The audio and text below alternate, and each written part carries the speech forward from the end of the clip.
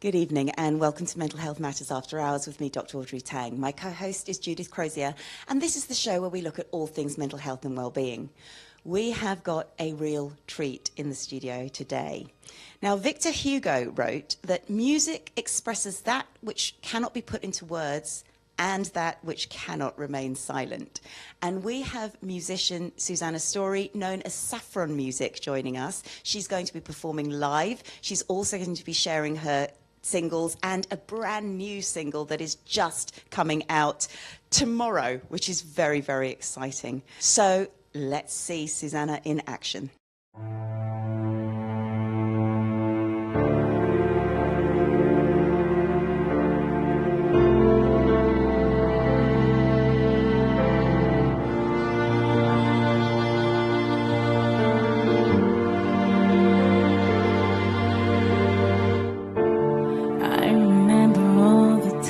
I cried, never getting over all the lies, though I tried.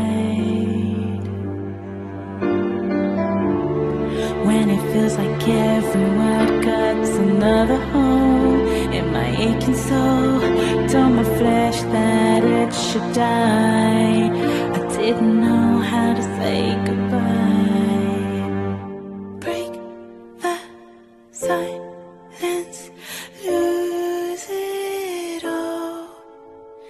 I don't need your love no more. I don't need to scream and shout or tear you down, 'cause I'll be moving on. I will break the silence and let go. Took away my autonomy underneath the guise of being free eternally.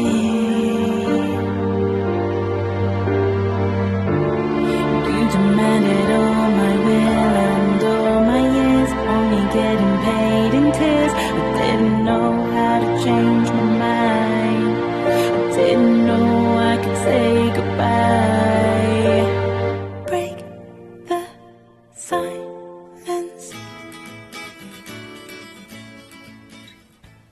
Welcome to Mental Health Matters After Hours, where we're here with Suzanna and Dan and talking about your journey. So can I ask, can you tell us about your journey? How did you come to be where you are now and working in the fields that you're working in? That's a really great question. Firstly, thank you for having me. It's a real honour to be here. And I think my journey has been a bit of a roller coaster, is what I will say. I've always known that I was a creative from a young age, but had Asian parents who were very, very academically driven. So was really kind of pushed to develop the academic side, but always had the inner child was very, very creative. I was always drawing or painting or writing stories and things like that. And also growing up, I was obsessed with musicals. My parents used to watch a lot of Bollywood stuff, and as well as like all the musicals that you see on the West End and musical films as well. And always thought of myself as going eventually into the creative sector. Oh. But I did actually go to university, study law for a year. Realised I hated it. Was not destined to be a lawyer. Much to my parents' disapproval, but realised that when you're a creative, it's something that's so intrinsic. It's such an extension of who you are that if I'm not doing something creative, I feel like I'm not myself. Yeah, I understand. And so kind of went on a bit of a roundabout journey. Lived in LA for 3 years, working on various different film and TV projects. Came back to renew my visa and met my now husband Dan, who is an incredible musician and songwriter and producer himself. And we kind of were very synergistically put together, I think, and ended up writing. And then I kind of fell back into the music things. Then we had kids, so I pressed pause. And then by complete accident, we write a lot of top lines for trance DJs and different DJs across the world. And we pitched this one track, and they came back to us and were like, oh, we really love the vocals on this track. Who is it? And we're like, oh no, you don't want those vocals. And they're like, no. They were really insistent that they wanted those vocals. So we just thought, okay, well, I guess I'm resurrecting like the film, the film music side of myself. And so Saphron was resurrected. And so all my music stuff I kind of do under the alias of Saphron. But in the midst of all of that, I ended up training to become a psychotherapist. Wow. Namely because of my own mental health issues. I really wanted to understand more. And then when I actually trained to become a mental health first aider. And I was just buzzing after the training. And I was like, this stuff is amazing. I need to know more. And so I ended up going back and studying for 3 years to become a qualified psychotherapist. And then I kind of now have ended up specialising in working with lots of people within the creative industry. So psychotherapy for creative industries, which is kind of my sweet spot. So now I practice part-time and I do creative part-time, and it's beautiful. That's really my sweet spot, I think. You've got a really good balance there. Yeah. That's amazing. Definitely. Cool. What a journey, and what a life you've both got. That's really lovely. Thank you. Why would you say music is so good for our mental health?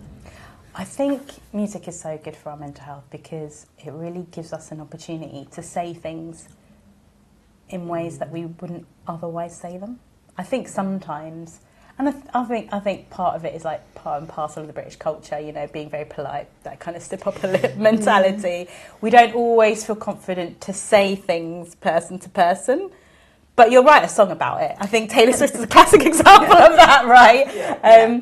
And I think music allows you to explore facets of yourself in ways that I don't think it's necessarily instinctual to do outside of that creative format.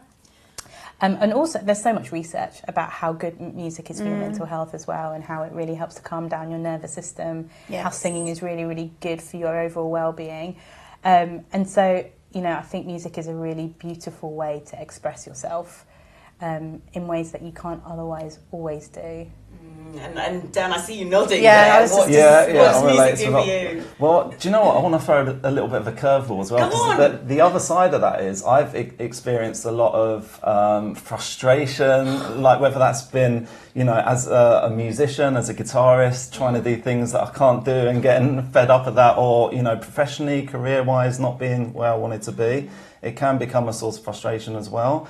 But also, I've discovered that it can be an incredible source of release, especially when you learn to tap into that creative flow. And it takes a lot of practice and a lot of awareness to be able to do that. And I would say that's something that I've only discovered recently. You know, I grew up, I started playing guitar at a young age.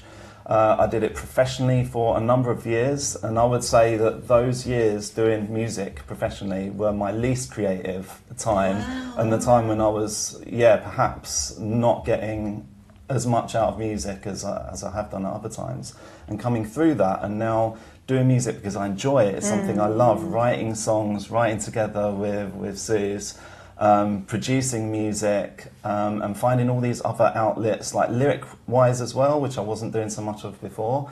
It's been an incredible source of release as well for me. So I love that, and that actually really relates to my next question, because Suzanna, as a therapist, we don't need to know people's background, but the creative industry has so many nuances, which Dan, you've just explored already. Yeah. Does it help you having that understanding of those little nuances? Absolutely. I think, you know, we all know this as a fellow therapist, that so much of the effectiveness of therapy is built around the therapeutic alliance. Yeah. And so much of that, the foundation of that, is about your ability to empathise, to relate, to resonate with your client. And so I think being a musician and being a songwriter, being a creative, and helping other creatives get unstuck. So I've not asking them to do something I haven't faced myself. Yeah. I think it brings that air of relatability that, you know, sometimes can be missing when you go to, and I've experienced this, I've gone to therapists that have ended up re-traumatising me.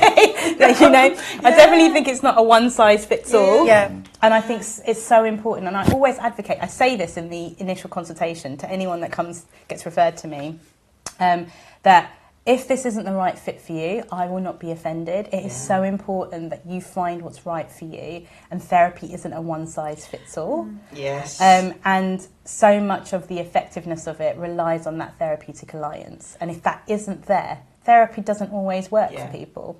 And that's worth mentioning and worth reiterating, because it is okay to go and get another therapist, even if I know it's long waiting list and I know that the NHS will assign you to one and that's it, but if it's not working for you, that's another 6 weeks which are not going to work for you. And that was, re-traumatising can actually happen, so I'm glad you brought that up. But, in terms of both of you, really, you use music as a release, or that's part of the beauty of music. What are any key messages that you want your audience to take away from you, from your songs? Not necessarily through the song, but maybe as musicians. I'll go with Suzanna first and then Dan. I think, so two things. I think for me, in particular, my album that's coming out, Identity Crisis, it was so much an avenue for me to explore myself. And it came off of the back of COVID, off of a lot of deconstructing of, different ideologies. COVID, it was like a kind of a bit of a hot box of like, you're alone with your thoughts and you have to now deal with this. There's no escaping it because you literally can't go anywhere. So it kind of was an opportunity to look at stuff, but also sit with a lot of really uncomfortable stuff. And I felt really depressed over COVID. And so, I heard this phrase, the opposite of depression is expression. And growing up in an Asian household, expression wasn't something that was always celebrated or allowed. I'm hearing you. So for me, it was a moment of self-discovery, and writing the album was that opportunity. It was a literal identity crisis, and I think what writing did for me was give me an opportunity to meet myself. And that was life-changing, because I'd never been taught how to do that. And I think, when you're growing up in the world as we are, there's so many intersectional things that you face as a woman of colour, as second-generation immigrant parents. There's so many different facets or different social conditionings that I was having to confront and be like, is this me? Am I me? Then becoming a mum, like another identity's thrust upon you. And so what music did for me was give me a space to explore all of that in a really beautiful kind of gentle way that was confronting, but was also deeply healing at the same time. So I think my takeaway, what I want people to know is that you can find your space of expression. And so often we feel stuck in those low moods, in those depressive states, because there's very little room for expression in our world sometimes, and that can feel really isolating. And music can become your best friend. It can be the place that you talk and you meet yourself and you allow your voice to be heard. And sometimes you need to hear your own voice first. Yes. Before you're ready to let other people hear them. No, I love that. And Dan, what about you? Yeah, I think we've talked a lot about music being an expression as an artist, but obviously the other side of that is as a listener and what we experience as listeners. And for everything that you produce as an artist, for every part of that release, there's someone, or there's people, lots of people listening to that and relating to that. And I think one of the beautiful things is that people will find their own meaning in that. And it may not necessarily be exactly what you wrote that song about, but that doesn't make it right or wrong. We all kind of experience and interpret songs and feel them and interpret them in different ways, and there's no right or wrong with that. That's the beauty of music, I think. Fully true. Really is. And Suzanna, we are going to hear you perform Shapeshifter.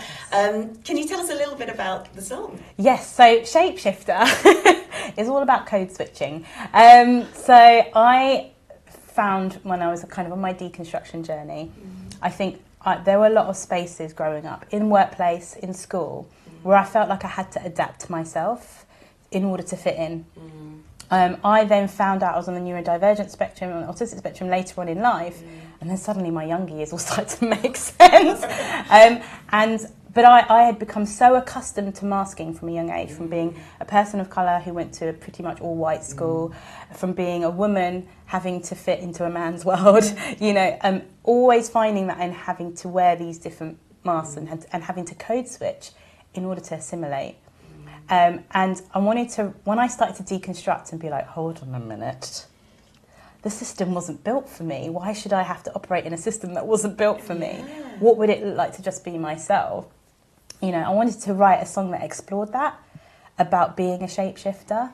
And I always find kind of metaphors are really good for getting that message across. And so I really wanted to kind of explore mythology as a means of shapeshifting, which is why so much of this song is intertwined with mythology and mysticism, because it kind of fit the narrative well. But ultimately, shapeshift in the chorus kind of goes, when you change and they don't even notice.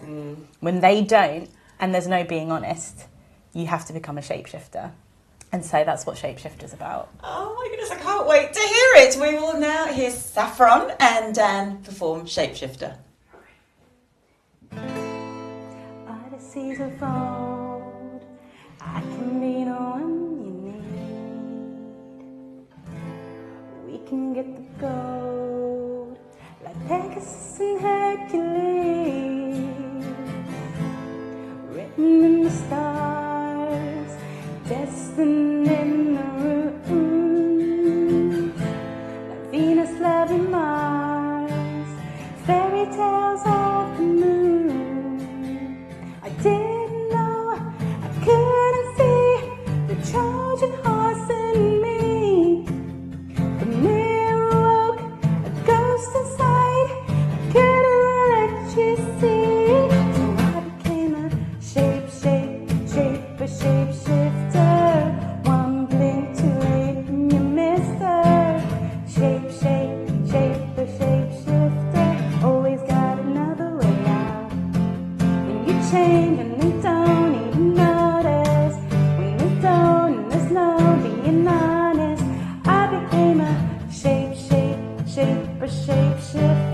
Always got another way out. Sagas of the night, criminals of the day, dragons taking flight, but I'm the one they slay. Written in the code, the rules are dressed in white. Living in a world where only the dead survive. Didn't know you couldn't see the phoenix lives in me. The shadow woke and claimed the light that blinded you to see. So I became a shapeshifter. One blink too late and you missed her. Shapeshifter. Always got another way out. When you change and they don't even notice. When they don't and there's no being honest. I became a shapeshifter. Always got another way out. Shapeshifter. Shapeshifter.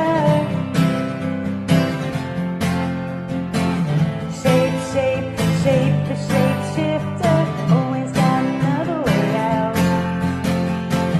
Shapeshifter.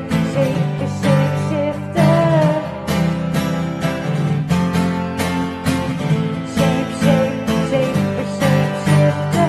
Always got another way out.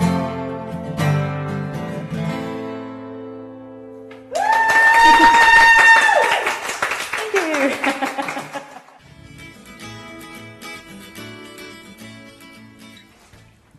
Oh my goodness, that was amazing. That was amazing. That was so lovely, and it's really great to have music in the studio and live, like the liveness of it just really adds to it, doesn't it? There's a real power that you get listening to music live. Yeah. And you can still get the emotions. It's like you were saying earlier about when you're listening to it, but there's something something about it live that it just connects. Yeah, absolutely. So Beautiful. true. Thank you. Yeah. Both. Yes. Thank you. Indeed. And that's the first time I've ever performed Shapeshifter as an acoustic track. So Is it? Yep, you've got. Oh wow, we got the exclusive. Exclusive, yeah. We do. Oh, I'll remember that.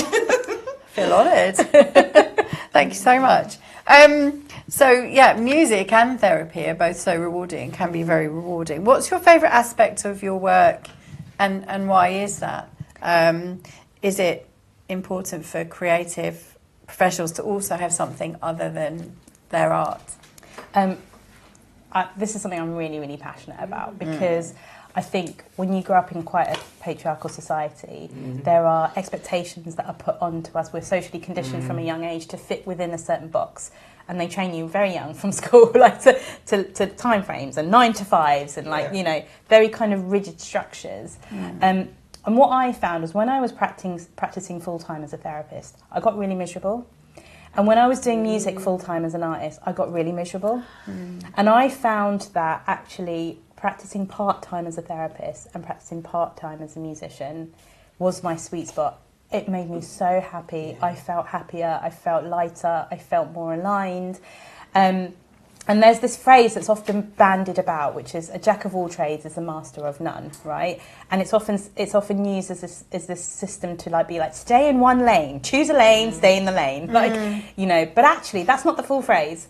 The full phrase is a jack of all trades is a master of none, but oftentimes better than a master of one. And when I heard that full phrase, I was like, hold on a minute. That makes sense. I don't need to do just one thing. Yeah. I can do more than one thing. And it gave me this freedom to be like, hold on a second. Sometimes we're not built to do one thing all of the time. And there are so many people who are intersectional people who actually their sweet spot, where they thrive, where they really, really come to life, is doing multiple things, you know. And sometimes, you know, neurodivergence can get labelled as like, oh, that's an ADHD trait, or that's an autistic trait, or that, you know, that we get boxed into these other things, these other labels. Whereas actually, I think it's just human. Humans are wired differently to perform differently in different aspects. And I think going on that journey to really honing my craft, I think I became a better creative when I wasn't doing it full time. Because it allowed me space to live, to ruminate. I think so much of the creative process is a little bit like getting pregnant. You have to like make the baby, you know, for 9 months it needs to ruminate in there and build, and, you know, before it's given birth to, you know. And I think music is a little bit like that. Sometimes it needs to be held and it needs to be explored before it's released. And I think when you're doing something full time, there's this pressure to just go, create. And I think that's why a lot of artists hit burnout. And in my private practice as well, as a therapist, so many artists I've come across have hit burnout because they put these undue pressures on them to live within this structure, which ultimately was never built for them. And so I think finding your sweet spot, whatever that is, finding something outside of your artistry, because sometimes when that becomes your primary focus and it's not going the way that you want it to go, i.e. you don't become Taylor Swift overnight, you think you failed. But actually, so much of our creativity thrives by just being it, being the art. Yes, you know. And something I always say to my clients is, it is not your responsibility to find your audience. It is your responsibility to create the art. It is the art's responsibility to find its audience, right? I love that. So the creative, take the pressure off, right? You as the artist, it is your responsibility just to simply create the art. What happens then is up to the audience. It will find its audience. And I think that's something we found as songwriters. We can sometimes pitch a song to 12, 13, 14 different labels. They're like, pass. Leave it 6 months, pitch the same song to the same labels, and it takes. Right? So it's like, it's not a linear process. No. And I think it's really just about going on that journey to find what your sweet spot is. Yeah, and that really links into my next question, because music is a changing place, you know, it's a changing environment. And so this question is really to both of you. How have you developed your resilience to cope in the industry, and what might you say to newcomers into the music industry? Should we start with Dan? Yeah, I think everyone will say it, but you've just got to keep going, and you've got to be authentic. I think that's one of our core values that we've learned a lot. It's not about trying to create something for other people, even though other people will benefit, enjoy it, and hear it in the end.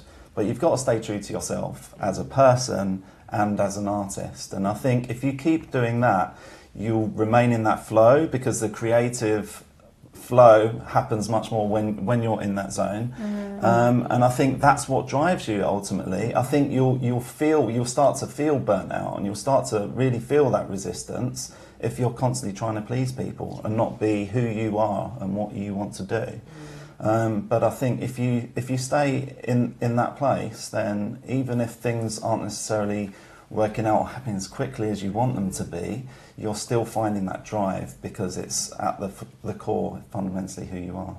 Yeah, that makes a lot of sense. So. What would your thoughts be? I think for me, the key to resilience is learning the art of the pivot. Right? Because I think, and now I've faced so many no's. I have pitched myself to major labels. I've had my manager pitch me to major labels, and some will come back and say, "Oh, your sound's too Asian for us," or "Our diversity quota is full for the year," you know. And I've faced so many no's, and if you just take the first no and you give up, right, then it's like you're letting someone else tell you what your dream is, or whether it's worthy of being seen. But the art of pivoting is like, well, if that's a no, how do I pivot? And so one of the things early on, actually, a couple of years ago, I was just like, if no one's going to give me a platform, I'm going to have to make my own. And so I figured out how, and I went and I spoke to so many different experts, and I slid into their DMs and be like, can I pick your brains? Can I take you for coffee? And I ended up winning this mentorship with something called the She Said So Network. I went to ADE and got given a mentor, and I was asking him like what his advice would be. And he was just like, just start your own label. Start your own label, be the label that everyone wants to come to, and be the label that signs you. So I was like, oh, that's okay. So that's when we started Spill the Tea Records. Oh, wow. And so I now release all of my own stuff on my own label. And it's been great, because I can still get my music out into the world, onto all the platforms, get the distribution, but I'm not having to answer to anyone else. It gives me full creative control. And it was the art of pivoting. And off the back of that, we then started doing deals with sync agencies. And so we've had our music on Love Island, Channel 4, Love is Blind, you know, so like, and that was just, I think, starting your own label, sometimes it gives you that level of credibility. The freedom, but also the credibility to go to the sync agencies and be like, hello, we've got our own label, here's our lovely music. And it's sometimes, what I've learnt about the creative industries is so much of it is smoke and mirrors. That sometimes you just have to fake it till you make it, and like walk in there like you belong. You know, and I think that's very much the art of pivoting. So if it's a no, it's like, okay, then where is it? Make it a yes. You know, and that was changing my relationship with rejection. So I don't see it as rejection anymore, I see it as redirection.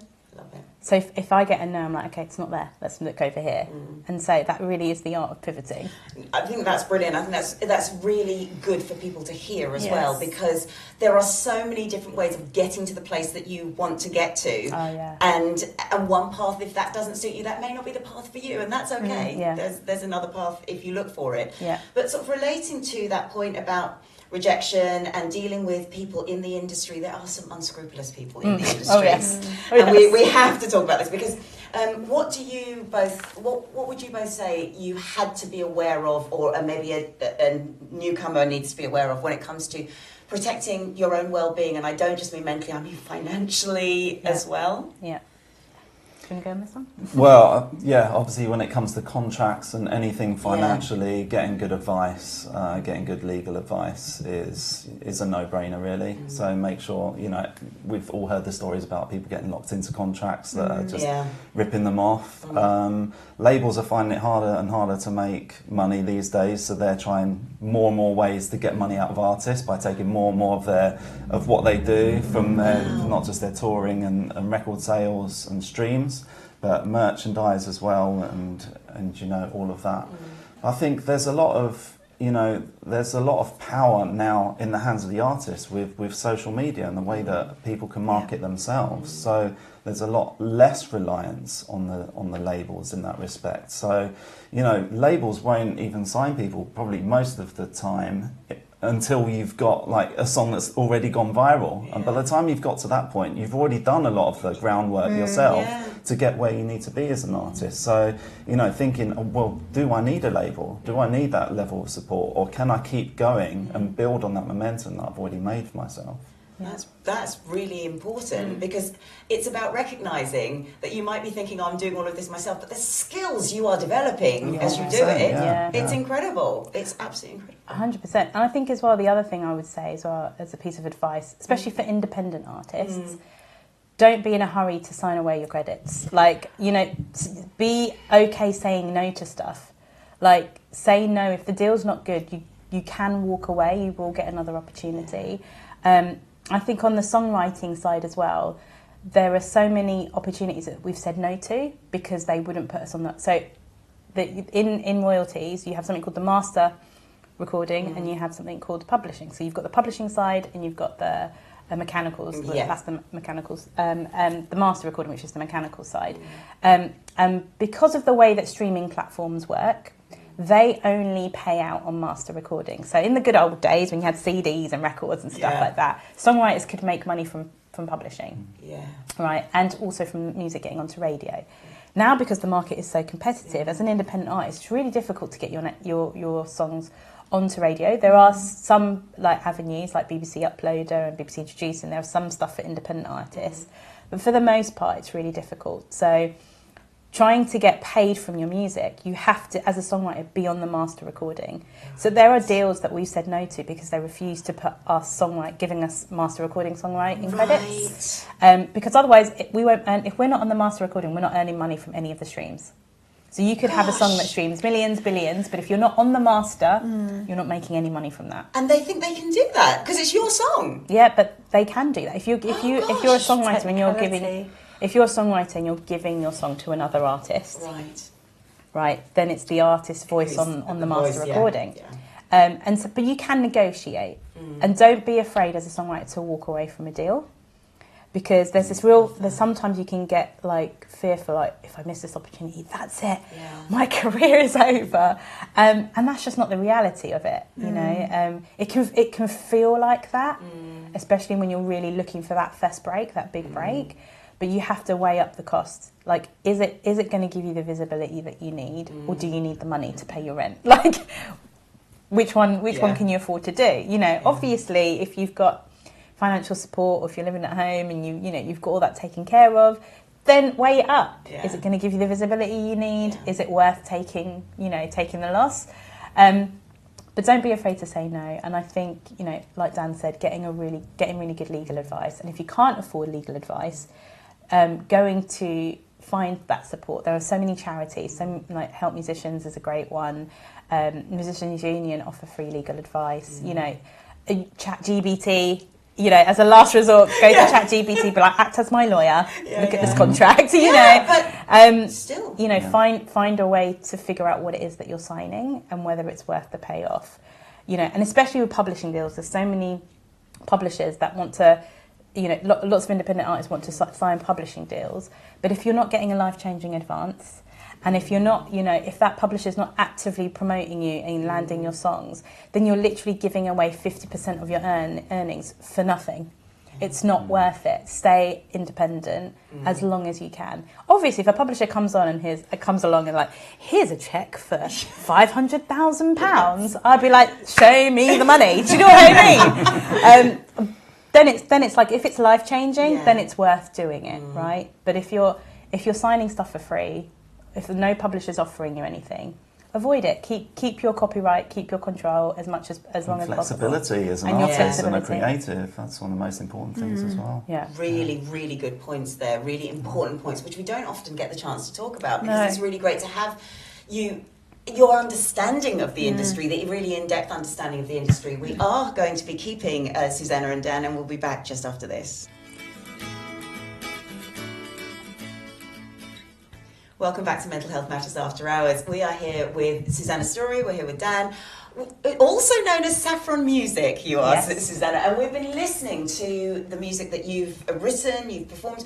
We've seen you perform live now, and if you've missed it, go back and have a listen. It's brilliant. And we've even seen one of your videos. You've got a new single coming out, Yes. which we will come to in a moment. But we've been picking your brains about the technicalities and the real life experience of being in the music industry. So I'm going to carry on that vein, and this is to both of you. We've got AI now. We've got a lot of other technological developments. What are your concerns, but also what are your hopes for the industry? We'll start with Dan, and then we'll go to Suzanna. I would say I'm not as anti-AI as I think a lot of people are. I think it's a really useful tool. I think, for years, I would say there's already been, before AI, people producing, let's say, music of not a particularly high quality. Maybe there's a little bit more going out now. Right. But, in terms of worrying about AI, all these AI-generated artists and bands, I think that was inevitable. It was always going to happen. But I also believe that there will never be a replacement for people being creative and finding ways of expression that are new and fresh and are blending things that haven't been blended before and finding these new expressions and new ways of saying things and people relating to that. And I think that will always they will have their head above the parapet in that respect and will remain unchallenged because I think AI isn't capable of doing some of those things. So I think if we're creating good art, if we're creating from the heart, if we're expressing ourselves, I think, and as Suze was saying earlier, that music, that art will always find its audience and AI won't be able to stop that in that respect. It's funny, that's like what we were saying when you played live. The feeling of having you performing live with us was incredible. Yeah. Exactly, and AI can't do that. replicate Yeah, that. I think there's just something you sense, it's subliminal, it's like you can't articulate, but you just feel it, it's the vibrations, the energy, and AI will never be able to do that. Definitely. Sure. And yourself, Susanna, concerns or hopes? I think with all technologies there's always going to be a level of concern, but ultimately AI can only produce what's already been produced or reproduce or take effect from that. But also on the flip side of it is that I think the machine that is the music industry has stifled creativity for a long time. And you're hearing everything be the same. Everything's auto-tuned to perfection. Everything has, in a way, been dehumanised. And with the rise of AI, the way that you're going to be able to tell the difference is when we leave those imperfections in. There's going to be a return to singing the bum note, and that's what when I was singing live, the first note, I didn't hit it, I didn't nail it, and I was like, it is what it is, I'm human. It's morning, we're singing, but I think that's what makes it human. It's those imperfections, so I'm hoping that we'll have a return to those imperfections and embracing the fact that we're human, and the fact that, there's things that about us that are not robotic. There's things that about us that are real and alive. And I'm hoping that actually, there'll be a return to that because that's how you're going to distinguish whether it's AI or it's not, So I think with all things there are concerns, but for me AI has been really helpful in doing all my admin. And there's a lot of music admin. So I'm happy for the cyst. Is what I will say. Yes. No, I'm smiling because I just remember this is many, many years ago. We were given permission to sequence a track from the musical Chess for a performance. It was a school's performance in the West End, which was lovely and really good experience. And I got, it was at the time my singing teacher, to sequence it. And he said to me, oh yeah, it's great, I've done it, but I got my girlfriend to play the flute over it, just so we've got that real live feeling. And I told her to make him a couple of small errors just so you get that sensation that it's not sequenced. And I just always remember that. And I think that's so important. It's that live experience that you can't replace. We're allowed to have that. And it's a bit like the difference between vinyl and digital, and people are kind of going back towards vinyl now because you get the real kind of sound. So it's similar exactly. kind of thing. So for both of you, what are your plans for growth professionally and personally? Well, I won't speak on your behalf. We do a lot of collaboration, a lot of writing. I produce for Suzanna as well. But I've got my own projects. Hardcode is my producer alias, so I've got some stuff in the pipeline there that I'm going to release solo. I'm also working on a duo project called Rivals with 2 I's and a Z with another producer friend of both of ours actually, who produced one of the tracks on Susie's album. So yeah, a lot of us working together. Rivals got me kind of going into writing in very much a different way, and even rapping as well, which I've never thought to do before. But Fantastic. Well, I leave other people to be the judge of it, but I actually think it's okay. So yeah, I love it's been that. amazing to be able to express myself in new ways, you know, even after all these years. So it's been a lot of fun actually working on these different projects. It's that That's really creativity, cool. and you can hear it. It's brilliant. Now, what about you, Suzanna? I obviously have the Identity Crisis coming out in November, my debut album, which I'm super excited about, hoping to maybe tour that, do a little mini UK tour. Oh, wow. So works are in the pipeline for that, and then I'm starting work on my second EP. So as a follow-up, so that'll be out hopefully next summer. Which is not as trauma-driven, I would say. Identity crisis is like trauma dump, I suppose. I need to process this stuff, but I really want to have a follow-up to that, which is what happens post that, when you start to really begin to align with who you are, and you celebrate that. So it's going to be very kind of rainbow disco ball vibes, you know, very like embracing, happy, like in the moment, still with that kind of mental health aspect to it, because I mean I'm me, so but really embracing it. But also I really want to talk about being an older artist in the industry as well. So my kind of working title for that next project is Vintage. Right. So watch your space. Yeah. Brilliant. Love that. Very exciting. Oh my goodness. It is very exciting. What would you say to somebody who would like to start writing songs, maybe for their own self-expression, but have no experience in playing an instrument? So how would you start writing a song?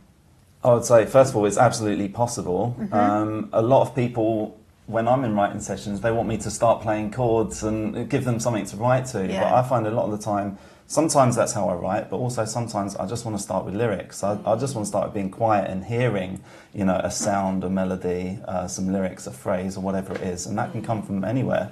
I think it comes when you're tuned in and when you're listening. So I think do that. And the other thing I would say is don't second guess what's coming. If it sounds that's not something I'd say, or that doesn't sound like me. You know, it's come to you, it's there. Just go with the flow and just try and flow as much as possible, and don't second guess yourself. I think as well there's so many different ways to write. Yeah. So early on in my journey, I would just find karaoke versions of songs on YouTube and just write over the top of those as a starting point. Then take it to a producer or a musician and say, let's work on this. So if you are one of those people that needs music to write to, just find your favourite song, find the karaoke version on YouTube, and just start writing. Great idea. I don't think there's any like one way to do it. I think it's about finding that. But also, I'm a huge advocate of collaboration. I think you really hone your craft when you work with others and you do it in teamwork. I've definitely become a better songwriter by working with other songwriters and learning from them. And so I think the key is just start. Wherever you need to start. If you prefer to do it by yourself, great. If not, slid into people's DMs. Slide into the DMs and say, hey, can I do a session with you? Because if you don't ask, you don't get. That's my motto. And I think you just have to kind of put yourself out there. Great advice, thank you. So just do it, basically. Just do it. Just do it, however well. It's just been so lovely, hasn't it? Where can we find out more about both of you? So my psychotherapy side, that is on my website, which is www.suzannastorey.com. And then all my music stuff is at Saphron Music on all of my socials. And all my socials link to my other socials, so you'll find them. And then yours is? Yeah, so hardcode_official is my quite neglected at the moment Instagram, I would say, but and TikTok as well. I got a few videos that did quite well on TikTok as well. Amazing. Well, we are going to keep both of you, and we're going to do a very special Test the Trend. It's a very special Test the Trend. We are handing it over to Suzanna Storey. Okay, so this is something I call the zoning technique. So you want to get yourself a piece of paper and you're going to draw a circle in the middle, followed by 3 other circles, a little bit like a target, I would say. Right, so something like that. If I show the audience, and that first mini circle right there, that's you. So you write me in there, and that's zone 1, right? So that's zone 1. Then you've got zone 2, you've got zone 3, and you've got zone 4. And our zones, it's a little bit like the London Underground, right? So zone 1, that's a really expensive part. That's like the Mayfair, the Park Lanes, you know. Zone 2 is kind of, you know, it's getting a little further out, a little less expensive. Zone 3, you're kind of heading out into the suburbs. And then zone 4, you know, zone 4, zone 5, you're out there in the suburbs. And when it comes to organising your energy, so you're really looking at, where is my energy at? What am I putting my energy to? Is it my creativity? Is it people? Are there people that I'm putting energy into? The key is to look at reciprocity. What am I getting back? So this is a technique I use a lot with my clients when it comes to managing their energy levels. So what do I want to put in zone 1? Zone 1 is my most expensive part of myself. Those are that zone 1's are the place where you want to put your ride or die friends, the ones that give to you as much as they take. Zone 1's the ones that are the things that you want to put in there that really bring you to life, that energize you. So I'd put my creativity in zone 1, and I'd put my private practice in there. You know, that's where I really want to spend my energy. And you start to note down all of the things in these different zones that help you organize or make a mental note of what's filling me up and what's draining me. And the idea is, so zone 2 would be the friends that you kind of give to, but you don't tend to get as much back. Zone 3 is like those friends that you may not see all the time, but once a blue moon, but then when you connect, you pick up where you left off. And then zone 4 are those kind of the individuals where you're like, I'm definitely doing a lot more giving than I am getting in this, right? So you're going to put those in zone 4, and the idea is managing your well-being by putting more energy into your zone 1 activities and relationships, and reducing and boundarying the energy that you put into those. And this technique has been really, really effective in just having a mental note of being able to see, like, where do I need to put my energy? What's refueling me? What's going to help energize me and help me to keep going and give me that overall sense of well-being? Where do I need to adjust some stuff? Where have I put, you know, where have I put some people in zone 1 that really need to be in zone 4? You know, and I find that when you do this, your overall sense of self starts to increase. You start to notice that you have more energy. You show up as a better friend. You show up as a better mum. You show up as a better version of yourself. The version of yourself that most of us aspire to be. And it helps you to really know, okay, where do I need to set boundaries? Where do I need to make some more time for myself? Where do I need to make more time for this person? You know, or where do I need to spend some more time on my creativity? And it's a really, really beautiful way to take the pressure off, readjust where there needs to be a readjustment, and like giving you that visual aid. So that's the zoning technique. That's perfect. Yeah. The visual aid is so important because I think what we find is, and clients do this as well, everyone's very overwhelmed and we have it all in our heads and we think we know where everything is, and until you see it and discuss it and say, oh, actually I'm spending a lot of time in this in zone 5 when I really ought to be in zone 1. Then you start realising, oh, hang on a minute, I do need to make those changes. So I think a visual aid is absolutely brilliant. Try that this week. Let us know in the comments how you get on. And we will be back just after this. Well, we've reached the final part of the show. This is where we get to reflect on everything you've said. And you guys have been so informative, so talented as well. And it's just been a real joy to have you in the studio. So thank you, first of all, for your time. And I think we're all going to be trying the zone technique as well. That's very important. Just in reflection from today's conversations, are there any key things that really jumped out at you? I know for me, it's the perseverance and the pivot. To me are the two things which I think are really, really important, not just for the music industry, in any industry that you authentically want to be part of. Find it how it fits for you. Find how you fit for me, those, I think, are the key things. What about you, Judith? Yeah, absolutely. That was a really important point that I kind of took on board. For me, I think it was kind of, you were talking about balance. So, you know, I've known people who are amazing at singing, really talented at singing, and have kind of thought, oh, this is what I want to do for my career, and then found out that it's just too much, and they've kind of fallen out of love with it. So I think to get that balance and to kind of maybe, you know, try to see what works, and like you've got your kind of serious side and then your creative side, which is also serious, but you know what I mean.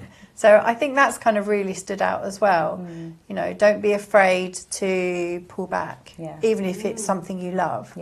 Love that, because it's when the side hustle or the hobby suddenly becomes an obsession and it becomes more problematic. But we have some very exciting news, don't we? Because you have just released another single. That's right. Tell us about it. So this single is called The Bone Collector, and it's really a song of empowerment. It's the song I wish my inner child had when I was growing up. It's the space I allow my female rage to be explored. And so the message of the song is really about, sometimes you have those people in life who like to really point the finger and not address the three fingers pointing back at them, you know, and point out all your flaws, right? But what they don't realise is that I may not be saying anything, I may not retaliate, but I'm just keeping a mental note. So you think you're collecting bones on me, but actually I'm collecting bones on you. And it was, do you know what? It was a really great space to explore the shadow. To explore my shadow self and to learn how to integrate it. And it was just a really, really fun video to film. It was absolutely brilliant. I 100% vouch for that. Myself and studio makeup artist, we were part of the background, and it was amazing. Although I think I was one of the people pointing fingers, actually.